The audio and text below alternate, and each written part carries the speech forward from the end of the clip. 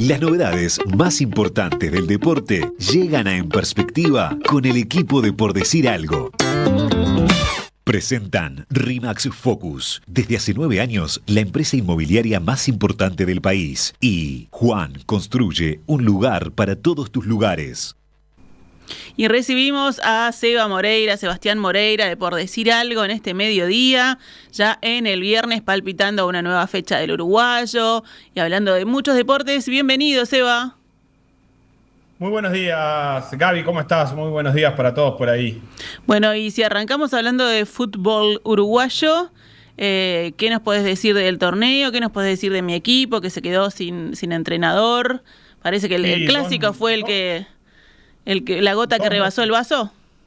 Sí, dos noticias fuertes ayer, en una fecha que estaba pasando un poco desapercibida, creo que porque estábamos todavía en modo eliminatorias, pero se estaba disputando la octava del campeonato uruguayo, la octava del torneo Apertura, y primero Defensor empató con Danubio, un resultado de lo más normal, 1-1, sí. En Jardines además. Defensor que viene segundo en la tabla de posiciones, y un rato después fue despedido el entrenador Álvaro Navarro, el Chino Navarro, un ídolo del club como jugador, que había tenido un buen campeonato, diría yo, el año pasado. Esta era la primera experiencia, ¿no?, de él como entrenador.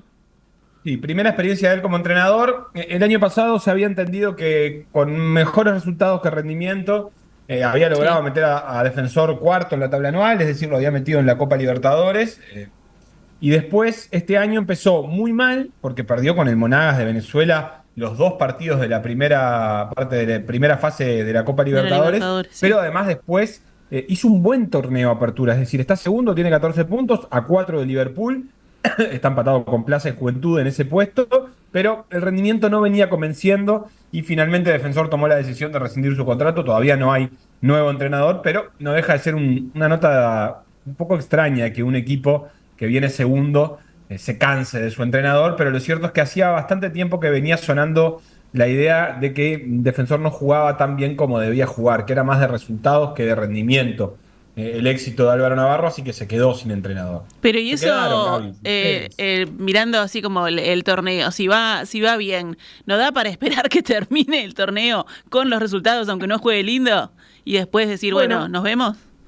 Sí, puede ser. La verdad es que es rara la sensación. Yo creo que Defensor acumuló cierto cansancio, por lo que sé, con el Chino Navarro.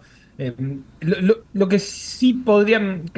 Creo que no encontraron nunca el momento exacto. El año pasado, a principio, o sea, en la pretemporada, fin de la temporada pasada y principio de esta, creo que hubiera sido el momento ideal. Es decir, mirá, Álvaro, tuviste un buen resultado, volviste a poner a Defensor en una competencia internacional, pero no estamos satisfechos, este rendimiento no es el que queremos que el entrenador nuevo encare el año.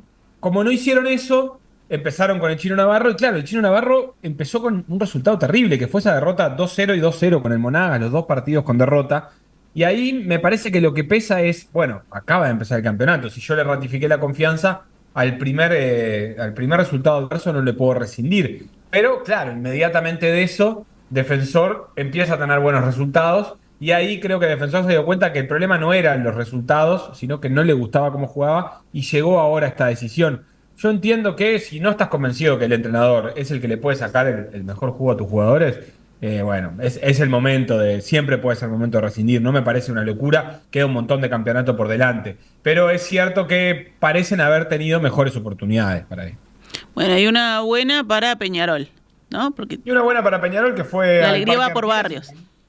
Sí, le ganó a Juventud 2-0. Un partido contra Juventud que venía peleando arriba, tiene 14 puntos, lo dijimos, está segundo. Y para Peñarol era imprescindible ganar, como va a seguir siendo imprescindible ganar, creo que durante todo el año, porque sigue estando muy mal. Tiene 9 puntos, está a 9 de Liverpool, que es el puntero. Ayer Peñarol jugó más o menos, diría yo. Es cierto que el segundo tiempo fue un poco mejor, pero la verdad es que no creo que el rendimiento haya sido demasiado satisfactorio de todas maneras, y lo terminó ganando empezando a ganar con un penal insólito de Urreta Vizcaya, en una pelota totalmente intrascendente. Urreta, que juega en Juventud ahora, por si algún despistado todavía no lo sabía, estiró la mano para tapar un centro fue penal y Leo Fernández finalmente logró convertirlo en gol.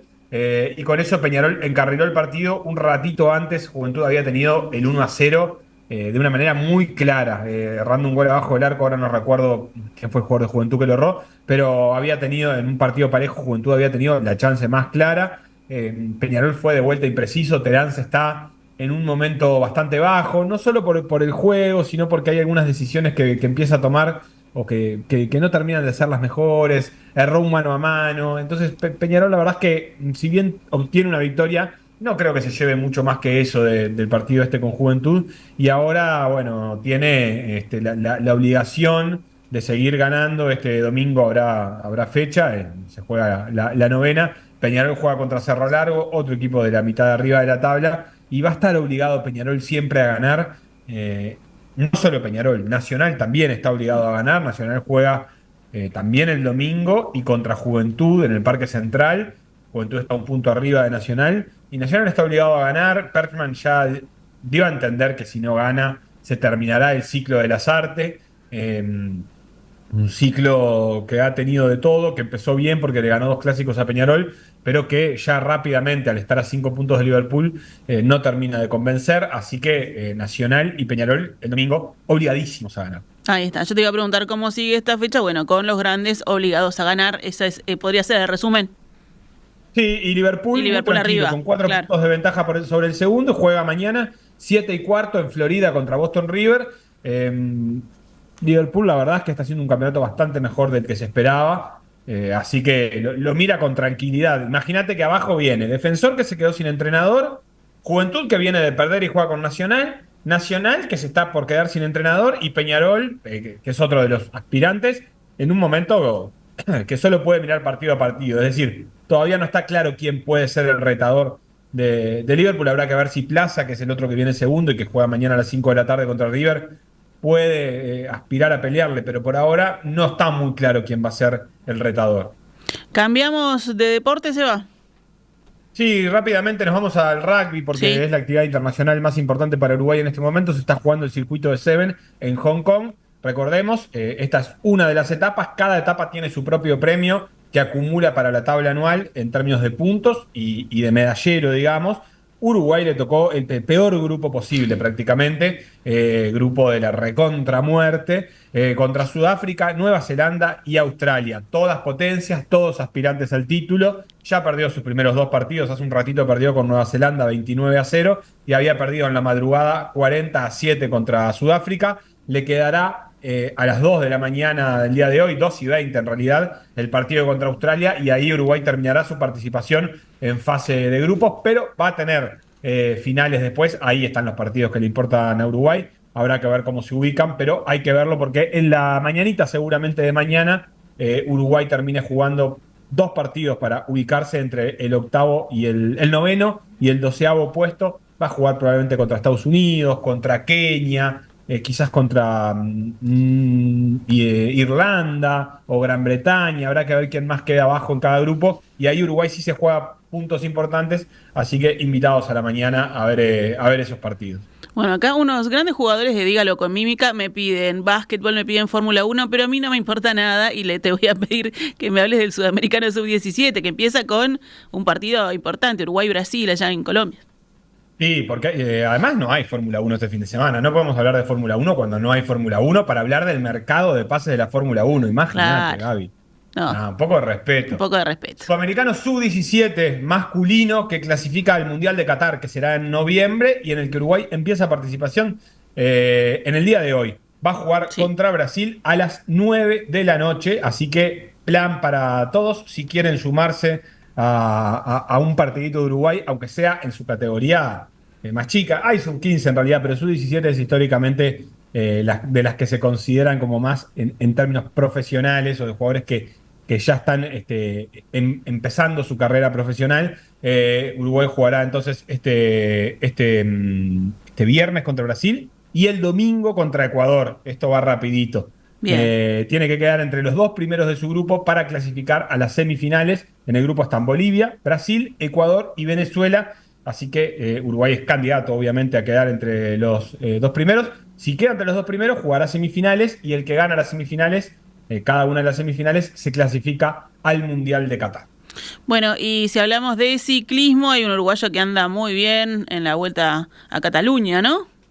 Sí, Eric la Vuelta a Fagundes. Cataluña es una de las vueltas grandes del circuito europeo, es una vuelta de clase mundial, Sí. es la máxima categoría que tiene el ciclismo, no es de las más importantes dentro de esa categoría, pero sí está rankeada dentro de las importantes y Eric Fagundes está compitiendo. Ayer le dieron la malla a la combatividad, que para un uruguayo es un premio espectacular, vamos a decirlo. Primero porque es la combatividad, que es algo que siempre queda bien en un uruguayo, y además de eso, porque la clasificación en sí para Eric Fagundes es inalcanzable. Estamos hablando de que compiten ganadores de la Vuelta a España, por ejemplo, ganadores del Giro de Italia, está Ayuso, Primo Roglic, Egan Bernal, un montón de ciclistas de clase mundial, pero Eric Fagundes está muy, muy, muy bien. Hoy entró con el pelotón, fue una etapa que se definió al sprint, pero Eric Fagundes está muy bien, está a 7 minutos del líder en el puesto 50, no compite para ganar evidentemente esto, pero con este premio de la combatividad y este puesto en la general, está haciendo una gran carrera. Y cerramos con tenis, nos vamos al Master 1000 de Miami.